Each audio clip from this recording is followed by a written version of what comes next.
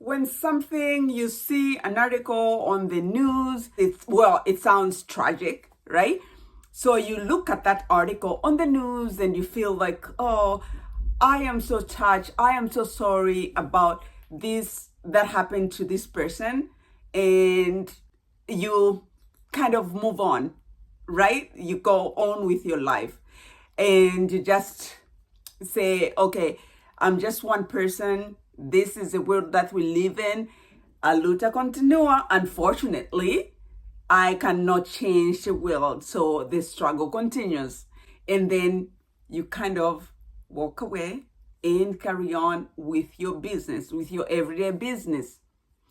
But this story hits close to home. It hits differently, where you're feeling like it's just like a punch in the stomach, and you're like, this is a person that I personally know. That this story, whatever they are saying in the news, that happened to this person that I personally know. It hits different. Story time. Let's get into the story time. So it was last night. Today, what's the day today? I think today is July 25th, 2024. So this story happened yesterday.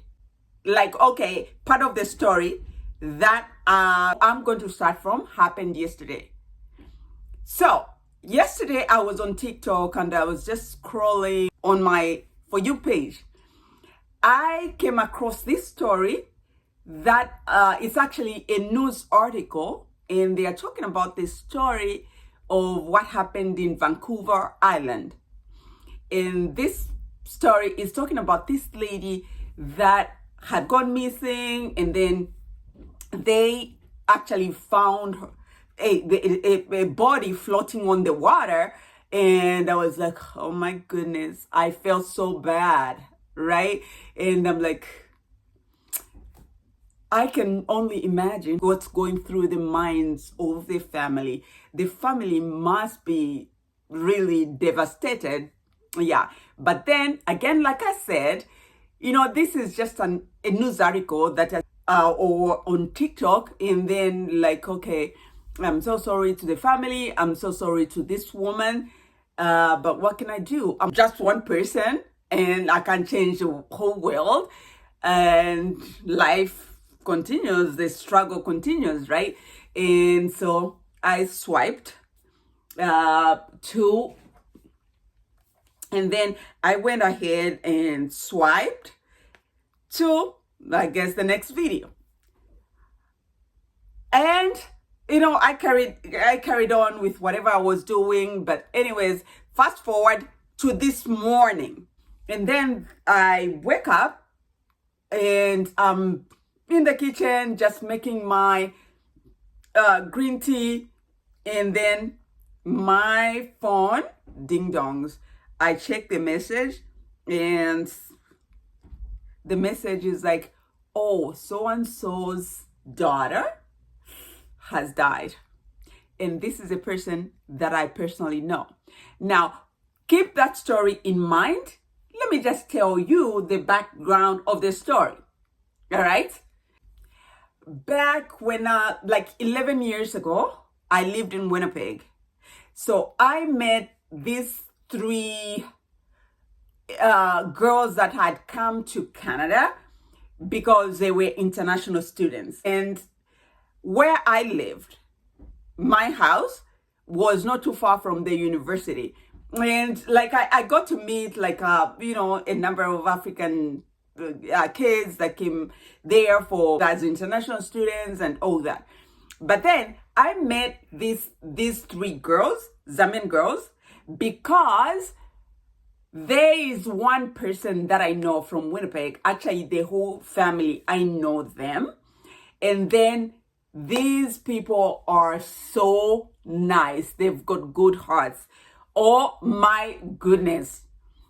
They made sure, they are originally from Zambia as well, but they've been in Canada for a very, very long time. And so each time a Zambian family or Zambian international student came, and they made sure they met them, and they tried by all means to make them comfortable. So these 3 international students that came met with this family. Like, I don't really know the whole story, how they ended up in this at the place of this family. And I did meet them just because I was so close. I'm still so close to this lady. I call her my big sister, and like, it is so nice to have a big sister when you're so far away from home. But anyways, my big sister met with these international students that had just come from Zambia. And I think the university they went to was U of M. They call it U of M, University of Manitoba. So I was not too far from the University of Manitoba. And at some point, my big sister told me that the 3 students, they were actually looking for an apartment to rent. And now, I had a big house. My house was 5-bedroomed. Like, it was quite big. And then this was before I had any children, right? And my husband was always at work. I was always at home, and I was just alone, like just talking to the walls and stuff like that. So this sounded like a good idea to me, like having people. I know they're not there always because they are at school, but I just felt comfortable. First of all, they were from Africa. They were Zambians, right? Yeah, so that kind of gave me that layer of comfortability. And then they stayed in our big sister's house. So another layer that gives me comfortability. So like, I didn't question that. Like, what am I doing? Like, bringing these people to my house. So right away, I agreed, and they moved into our house. So I felt okay, as James was at work, and like they were at school most of the times. And if they are not at school, they are at home, and maybe they are cooking in the kitchen, they are doing whatever. So at least that feeling that, okay, I am not alone in this big house. So I felt comfortable that way. But then anyways, fast forward again, time came for them and they moved out. So it was known to me, even at that point, that out of the 3, one of them was actually married. And then this person that was married, I guess they had been working on the papers for the husband to reunite with her and everything. So the papers went through, and the husband did move to Winnipeg as well. Now, this husband of hers had a child from the previous marriage. But then he did come with her to Winnipeg. And they started their life there, and everything was going okay, and blah, blah, blah, and blah, blah, blah. And I think that we actually didn't see each other or meet each other. You know how life is in the diaspora, right? But then eventually we actually moved to Zambia. We moved to Africa. Myself and my family, we moved to Africa, and we were there for a long time. Like, we just decided to move back to Canada. So, like, before we moved to Africa, we lived in Manitoba, in Winnipeg, Manitoba. This time around, we chose to go in a different province. So, after we moved to Zambia, well, obviously, we lost touch with the same ladies that stayed with me at the time when they were going to the university.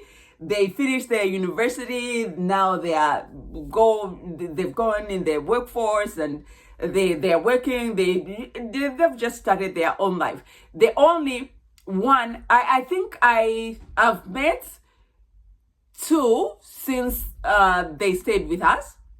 I've met two of them.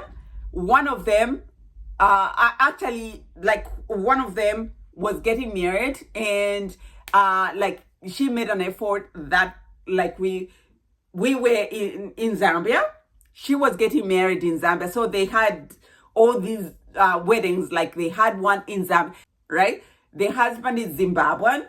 Then they decided that they are going to have the wedding, one in Zambia, one in Zimbabwe. They invited us to this wedding that they had in Zambia. We went there, and that wedding was beautiful. I remember it was so nice.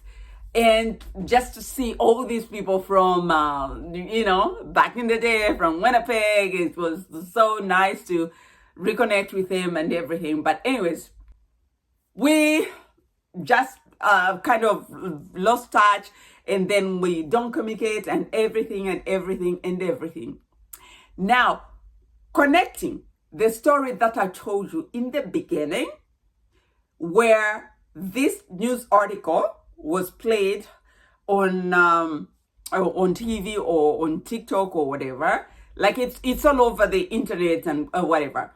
So they like I saw this news article, and then I was like, okay, I feel sorry for the lady, I feel sorry for the family, I feel sorry for everybody, but okay, but I guess life continues. Yeah.